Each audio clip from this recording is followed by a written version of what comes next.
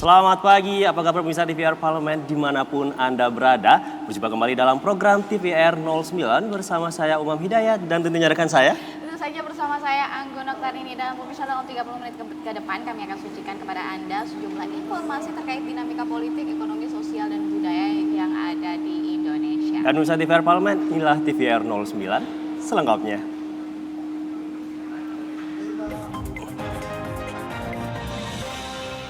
Pemirsa, kita awali pagi ini dengan berita yang merupakan Komisi 10 DPR RI mengapresiasi capaian kontingen Indonesia di Olimpiade Paris 2024 yang berhasil menduduki peringkat 39 dari 206 negara yang mengikuti. Komisi 10 DPR RI meminta pemerintah fokus mengutamakan program pembibitan atlet nasional guna meningkatkan prestasi di tingkat internasional seperti event Olimpiade. Ditemui di daerah Depok, Jawa Barat, anggota Komisi 10 DPR RI Nuroji mengapresiasi capaian kontingen Indonesia di tingkat Olimpiade Prancis 2024 yang menduduki peringkat 39 dari 206 negara yang mengikuti. Namun menurutnya prestasi tersebut perlu diikuti dengan peningkatan anggaran pembibitan dan pembinaan atlet untuk mendorong prestasi atlet nasional yang dinilai selama ini masih kurang maksimal. Mudah-mudahan ke depan pembangunan olahraga kita tuh semua menuju standar Olimpik ya. Karena saya tahu kelemahannya kita itu salah satunya pembibitan misalkan. Pembibitan seperti nyabut pohon di hutan. Kalau pembibitannya dari bibit, dari bayi, dari balita harus sudah dikonsentrasikan untuk calon atlet gitu loh. Jangan nyomot sana nyomot sini. Ini ya tentu pembibitan dengan pembinaan ya beda. Kalau pembibitan tuh mestinya dari bibit. Kalau yang pembinaan udah jadi dibina untuk naik ke prestasi. Dalam gelaran Olimpiade 2024 yang berlangsung di Prancis, kontingen Indonesia sendiri berhasil menyabet 3 medali, yaitu 2 medali emas yang dipersembahkan oleh Fedrik Leonardo dari cabur panjat tebing dan Rizky Juniansyah dari cabur angkat besi. Serta medali perunggu diraih oleh Gregoria Mariska Tunjung dari cabur bulu tangkis. Dari Depok, Rifki Magdudi, TVR Parlemen melaporkan. Berita selanjutnya di mana pembangunan IKN terus dikebut di sini karena menjelang peringatan upacara HUT Republik Indonesia yang ke-79. Dan ada pula dari Komisi 5 DPR RI menegaskan akan mengawal proses pembangunan dan juga infrastruktur sarana serta prasarana pendukung lainnya yang agar saat perpindahan ibu kota berjalan nanti tanpa hambatan. 5 DPR RI melakukan kunjungan kerja ke kawasan Ibu Kota Nusantara untuk meninjau pembangunan kebangsaan tahap 1 seperti Istana Negara dan lapangan upacara di IKN. Pada kesempatan ini, Komisi 5 DPR RI melihat langsung progres pembangunan infrastruktur dan sarana-prasarana lainnya. Anggota Komisi 5 DPR RI Sri Wahyuni menilai progres pembangunan di IKN sudah cukup baik yang saat ini sudah mencapai 70%. Ia menjelaskan pembangunan Ibu Kota Nusantara terus dikebut menjelang peringatan upacara HUT ke-79 RI di IKN.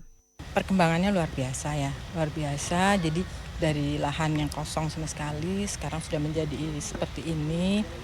Belum nanti lingkungan tanaman, halaman, pertumbuhannya yang nanti pasti menjadi penunjang daripada bangunan-bangunan ini. Itu nanti menjadi semakin baik, semakin bagus. Jadi istananya juga tadi sudah sekitar 70% ya. 70% sudah hampir jadi dan nanti jarak tempuhnya mungkin sekitar 70 menitan atau 1,5 jam lebih. Itu merupakan perkembangan yang luar biasa. Percepatan pembangunan infrastruktur di IKN dinilai sangat penting untuk memastikan gelaran upacara Hari Ulang Tahun ke-79 RI dapat berjalan dengan lancar dan khidmat. Meski progres pembangunan Istana Negara dan gedung-gedung lainnya masih memerlukan waktu yang cukup lama, tapi pemerintah optimis pembangunan infrastruktur dapat selesai sesuai waktu yang telah disepakati.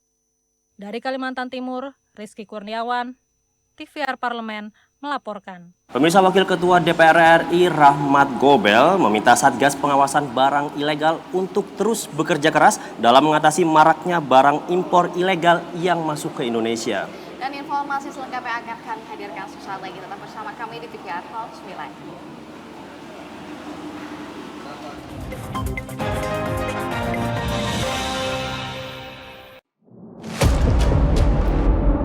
Sini ditambang. Konflik yang terjadi, Warga sini tidak mengizinkan. masalah yang tersisihkan menjadi kesenjangan sosial. Ya namanya rakyat kecil gak bisa apa-apa, mau komplain juga gak didengar. Sebab apa? Itu menyangkut isi perut kami semua. Bagaimana memutus keterbatasan untuk didengar? Jadi kalau misalnya masyarakat sudah merasa tidak lagi ada yang memperjuangkan aspirasinya, maka masyarakat memang sangat berhak untuk meminta dewan yang mewakili mereka di parlemen. Kami menyusuri batas-batas peristiwa, mengurai berbagai polemik yang terjadi, meluruhkan suara-suara marginal, menjadi nyata dalam setiap aspirasi, melaksanakan tugasnya sebagai wakil rakyat. Saksikan Aksi Dewan setiap hari Senin dan Rabu pukul 10.30 waktu Indonesia Barat hanya di TVR Parlemen.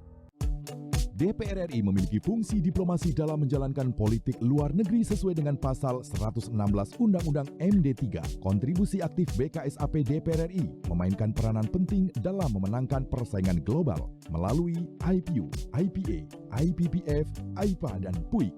BKSAP memiliki komitmen yang tinggi dalam krisis kemanusiaan dunia. Fungsi diplomasi dijalankan untuk mendukung upaya pemerintah dalam melaksanakan politik luar negeri.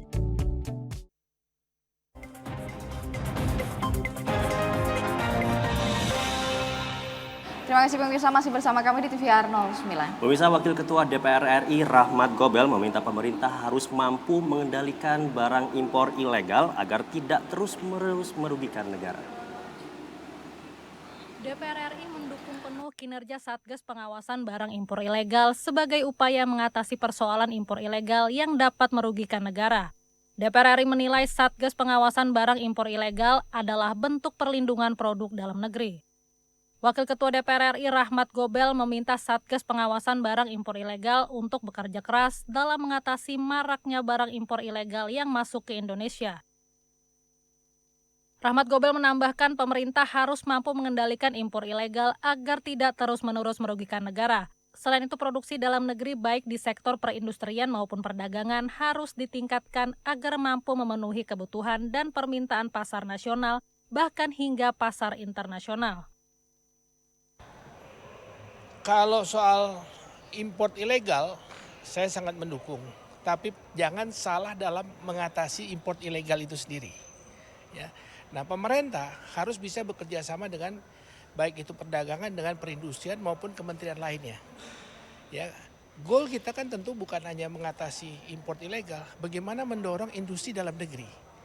Karena dalam negeri sekaligus meningkatkan investasi dalam negeri dan juga lapangan kerja. Mesti ada satu ekosistem yang sehingga antara Kementerian Perdagangan maupun perindustrian maupun Kementerian Pertanian maupun kementerian lainnya ini harus bersinergi, harus sama-sama. Satgas Pengawasan Barang Impor Ilegal yang terdiri dari gabungan 11 kementerian lembaga termasuk kepolisian dan Bakamla dipercaya mampu menindak tegas pelanggaran yang masih terjadi, utamanya di daerah perairan Indonesia. Oki dan Rangga, TVR Parlemen, melaporkan.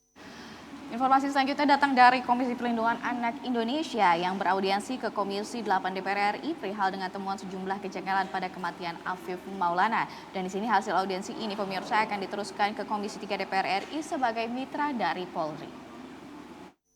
Komisi 8 DPR RI mendukung penuh upaya KPAI untuk mengusut tuntas kasus kematian Afif Maulana yang diduga akibat kekerasan dari oknum kepolisian, serta memastikan akan mengawal penegakan hukum atas kasus tersebut.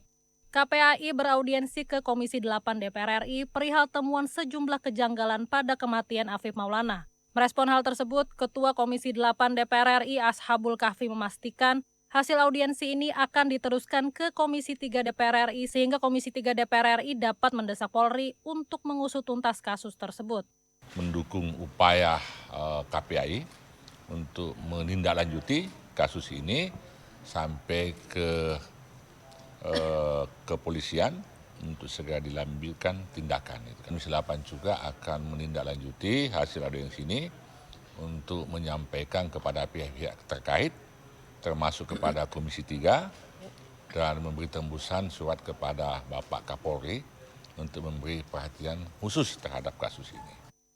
Di samping itu, anggota Komisi 8 DPR RI lainnya John Kennedy Aziz tetap mendorong Kemen PPA dan KPAI memperkuat koordinasi dengan aparat penegak hukum agar kasus kematian Afif Maulana dapat segera terungkap. Hal ini sebagai bentuk keseriusan KPAI dalam melindungi anak-anak di Indonesia, termasuk anak yang berhadapan dengan hukum. Mudah-mudahan KPAI ataupun Kementerian Pemberdayaan Perempuan dan Perlindungan Anak dapat menjalin kerjasama yang erat, yang baik dengan institusi penegak hukum lainnya, dalam hal ini adalah polisi. Ken dan Teddy, TVR Parlemen, melaporkan. Pemirsa, pendamping kasus korban kekerasan seksual bernama Meila ditetapkan sebagai tersangka pencemaran nama baik atas penyebutan nama terang terduga pelaku oleh Polda Yogyakarta. DPR RI menilai penetapan tersangka Meila tersebut bertentangan dengan peraturan perundang-undangan yang ada. Polda Yogyakarta menetapkan pendamping korban kasus kekerasan seksual bernama Meila sebagai tersangka pencemaran nama baik atas penyebutan nama terang terduga pelaku. Posisi Meila adalah pembela dari 30 korban kasus kekerasan seksual yang diduga dilakukan oleh alumnus Universitas Islam Indonesia Yogyakarta. Tak heran, penetapan tersangka Meila turut mengundang perhatian publik. Taufik Basari menjelaskan penetapan tersangka Meila sejatinya bertentangan dengan aturan perundang-undangan. Pasalnya dalam Undang-Undang Tindak Pidana Kekerasan Seksual, seorang pendamping korban tidak dapat dituntut secara pidana dan perdata. Melia ini kan pendamping dari korban kekerasan seksual, di mana di dalam Undang-Undang Tindak Pidana Kekerasan Seksual itu ada satu pasal, yaitu pasal 29 yang menyatakan bahwa seorang pendamping korban yang sedang mendampingi korban kekerasan seksual itu tidak dapat dituntut secara pidana maupun perdata. Ada problem terkait dengan data yang masih kurang yang dimiliki oleh pihak Polda. Mudah-mudahan dengan data yang didapatkan baik itu dari UII maupun juga dari pihak LBH ya bisa menjadi bahan bagi pihak Polda untuk mengkaji, dan tentu harapan saya ya kasus ini tidak perlu dilanjutkan. Berdasarkan bukti baru yang diperoleh, polisi memastikan memang ada peristiwa kekerasan seksual di sebuah kampus di Yogyakarta dan menyimpulkan kegiatan yang dilakukan Meila merupakan bentuk advokasi pada korban. Sehingga pada tanggal 6 Agustus 2024 lalu, Polda Yogyakarta mengeluarkan surat ketetapan penghentian penyidikan atau SP3 terhadap Meila Nurul Fajriah. Dari Yogyakarta, Akbar Prakoso, TVR Parlemen, melaporkan.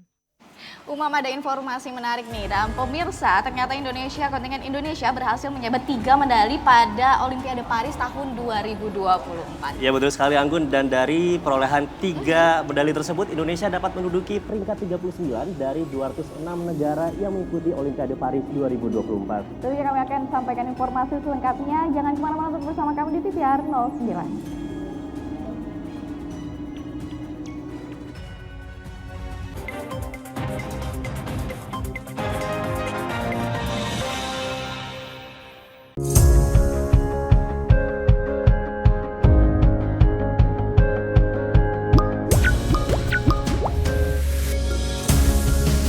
Sepertinya pada penasaran akan ada perhelatan besar apa di tanggal 16 Agustus nanti.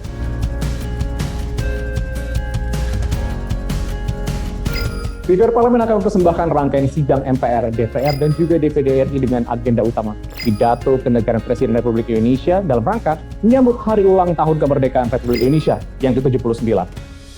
Tak hanya itu, kita akan membahas terkait dengan nota keuangan RAPBN tahun 2025, tentunya bersama dengan narasumber terpercaya dalam talk show spesial Merajut Persatuan untuk Indonesia Maju.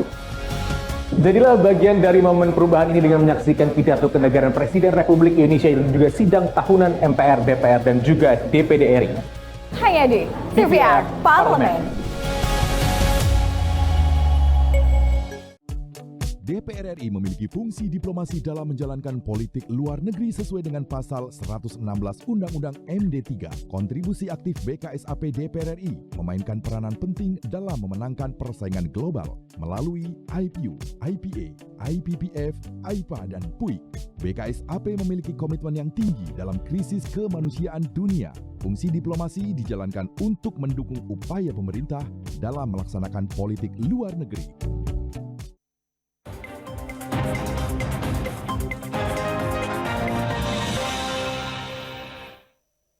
TVR 09 dengan berita gembira. Pemirsa, perolehan 3 medali dalam Olimpiade Paris 2024 bagi Indonesia menjadi kado yang istimewa yang bertepatan dengan hari ulang tahun kemerdekaan Republik Indonesia ke-79. Tentu saja di sini pemirsa DPR RI mengapresiasi kerja keras dan capaian seluruh kontingen Indonesia di Olimpiade Paris tersebut yang telah mengharumkan nama bangsa. Dan bisa simak informasi selengkapnya dalam segmen Lensa Parlemen berikut ini.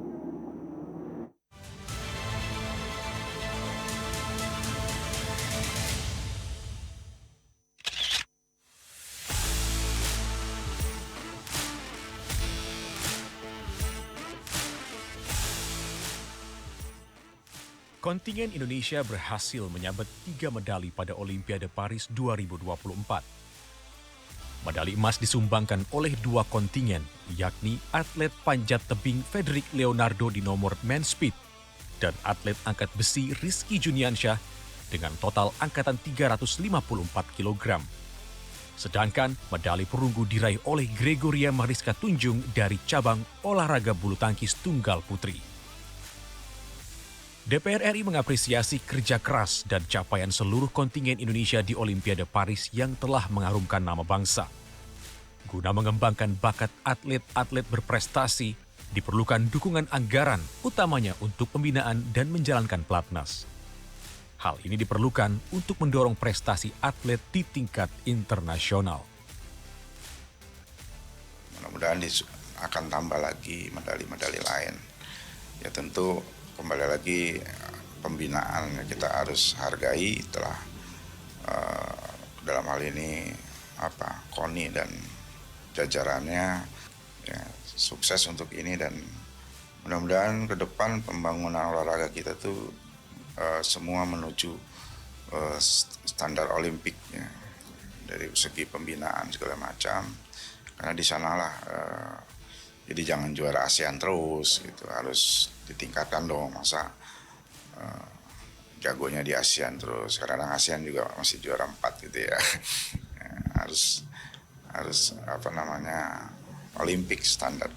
Karena saya tahu kelemahannya kita itu salah satunya pembibitan misalnya. Kalau pembibitan ya dari bibit, dari bayi, dari balita harus sudah dikonsentrasikan untuk calon atlet gitu. Ya, tentu pembibitan dengan pembinaan ya beda. Kalau pembibitan tuh mestinya dari bibit. Kalau yang pembinaan udah jadi dibina untuk naik ke prestasi. Dari raihan 3 medali tersebut, Indonesia berhasil menduduki peringkat ke-39 dari 206 negara yang ikut serta pada Olimpiade Paris 2024.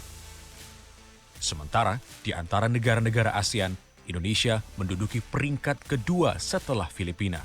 Perolehan 3 medali ini menjadi kado bagi Indonesia yang bertepatan dengan hari ulang tahun ke-79 Republik Indonesia.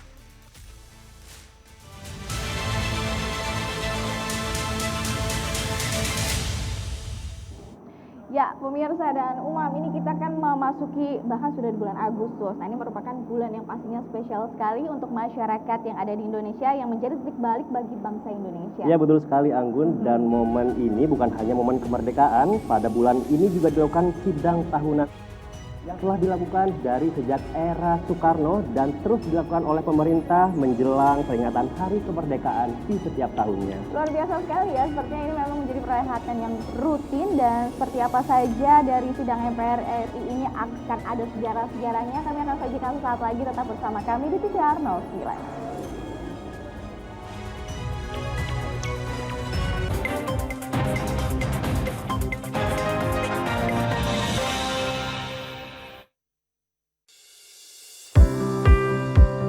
Mengenal tugas dan fungsi DPR RI.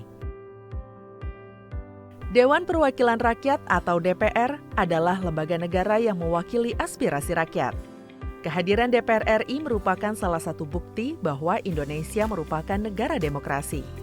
Sebagai salah satu lembaga perwakilan rakyat, apa saja tugas dan fungsi yang diemban DPR RI? Berdasarkan pasal 20A ayat 1 Undang-Undang Dasar 1945, DPR memiliki 3 fungsi, yakni fungsi legislasi, anggaran, dan pengawasan. Tugas dan wewenang DPR berbeda untuk setiap fungsinya. Yang pertama, fungsi legislasi.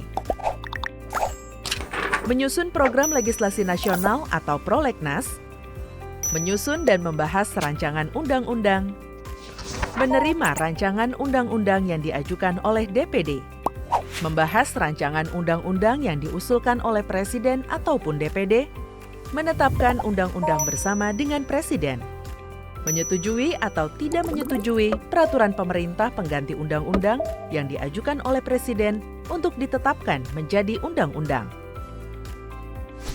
Yang kedua, fungsi anggaran. Memberikan persetujuan atas rancangan undang-undang tentang APBN yang diajukan oleh Presiden. Memberikan persetujuan terhadap pemindah-tanganan aset negara maupun terhadap perjanjian yang berdampak luas bagi kehidupan rakyat yang terkait dengan beban keuangan negara. Menindaklanjuti hasil pemeriksaan atas pengelolaan dan tanggung jawab keuangan negara yang disampaikan oleh BPK.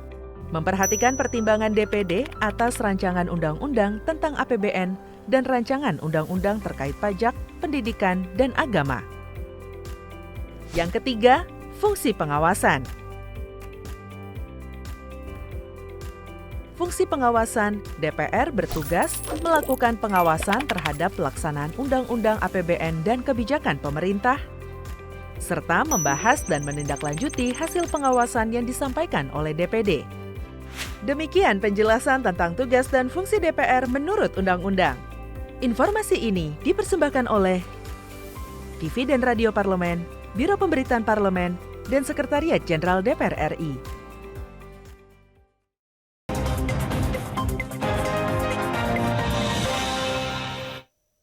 Kami di TVR 09. Menjadi tradisi ketatanegaraan, sidang tahunan MPR ini pemirsa menjadi momen Presiden dalam menyampaikan laporan kinerja atau pertanggungjawaban dalam kurun waktu 1 tahun. Dan bagaimana sih sejarah awal sidang ini dan apa sebenarnya fungsi dari sidang ini bagi rakyat Indonesia? Dan bisa tanpa berlama-lama lagi, mari kita saksikan tayangan mengenal sejarah sidang MPR setiap 16 Agustus pada segmen Intips, Informasi dan Tips. Berikut ini.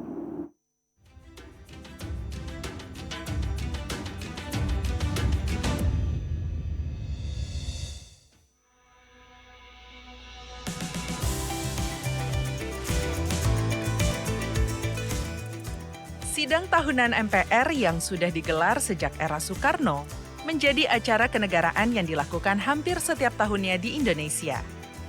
Sidang ini dilaksanakan setiap tanggal 16 Agustus dan sejak 2020 era pandemi diagendakan di hari yang sama dengan sidang bersama DPR, DPD RI, dan sidang paripurna pembukaan masa sidang 1 DPR RI setiap tahunnya. Bagaimana sih sejarah awal sidang ini dan apa sebenarnya fungsi sidang ini bagi rakyat Indonesia?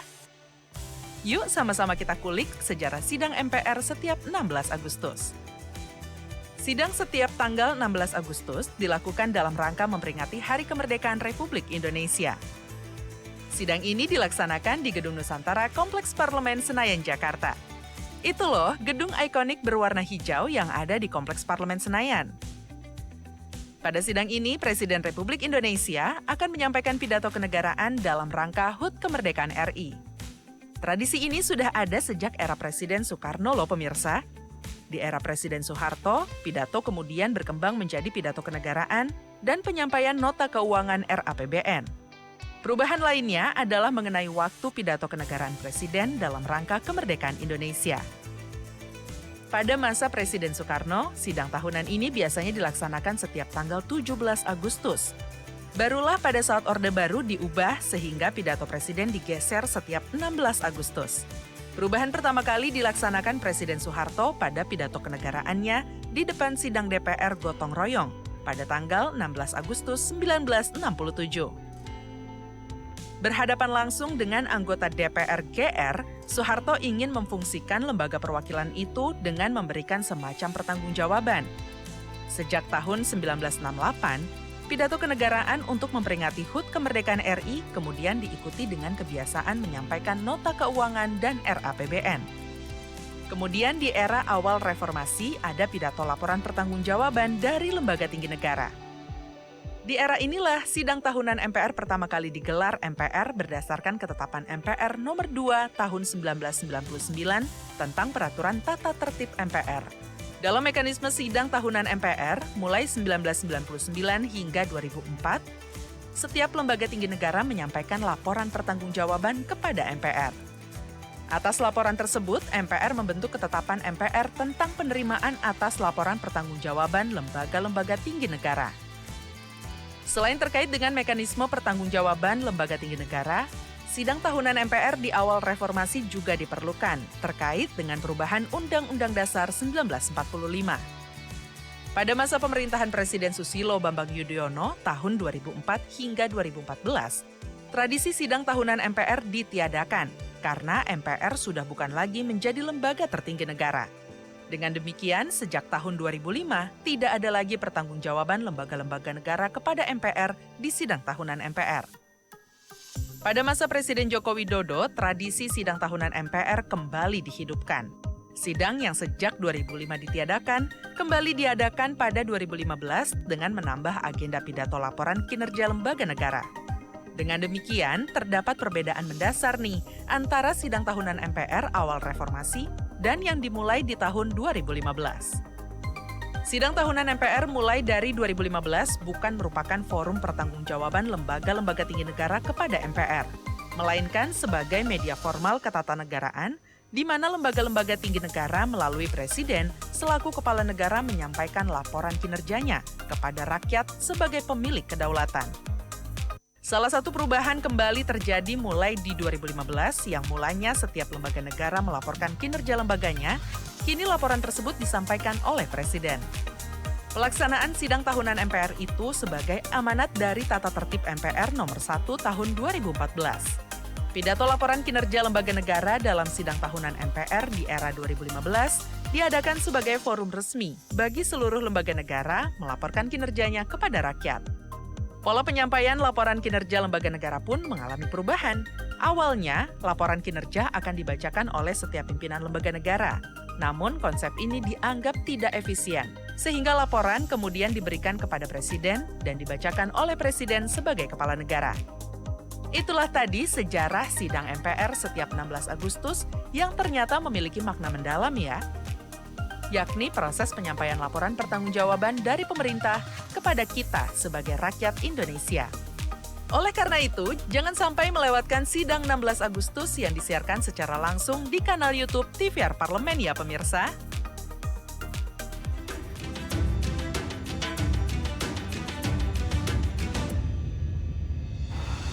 Dengan informasi tadi kita semakin penasaran akan ada informasi apa yang disampaikan oleh Presiden Joko Widodo di tanggal 16 Agustus nanti ya Umam ya. Ya betul sekali Anggun, dan Anggun dapat dengar ini sedang ada persiapan terkait untuk melaksanakan sidang MPR RI pada tanggal 16 Agustus ini Anggun. Ternyata memang sangat meriah sekali nanti tanggal 16 Agustus. Kita akan tunggu seperti apa keseruannya dan informasi tadi pun sekaligus menutup perjumpaan kita pada pagi hari ini pemirsa. Dan kami informasikan kepada Anda bahwa saat ini DPR RI masih dalam masa reses di mana seluruh anggota Dewan kembali ke daerah pemilihannya masing-masing. Ini untuk melaksanakan fungsi representasi DPR RI guna menyerap dan menindaklanjuti dan memberikan pertanggungjawaban kepada konstituen di daerah pemilihannya. Dan pemirsa, sejumlah agenda serta program DPR RI lainnya masih dapat Anda saksikan di TVR Parlemen dalam kanal utama, kanal komisi dan juga kanal alat kelengkapan Dewan lainnya yang dapat Anda akses di tvrparlemen.dpr.go.id. Baik pemirsa, TVR Parlemen demikianlah TVR 09 edisi hari ini. Saya Anggun Oktarini dan juga rekan saya Umam Hidayat mengucapkan terima kasih dan sampai jumpa di TVR 09 selanjutnya. TVR Parlemen, Referensi Indonesia.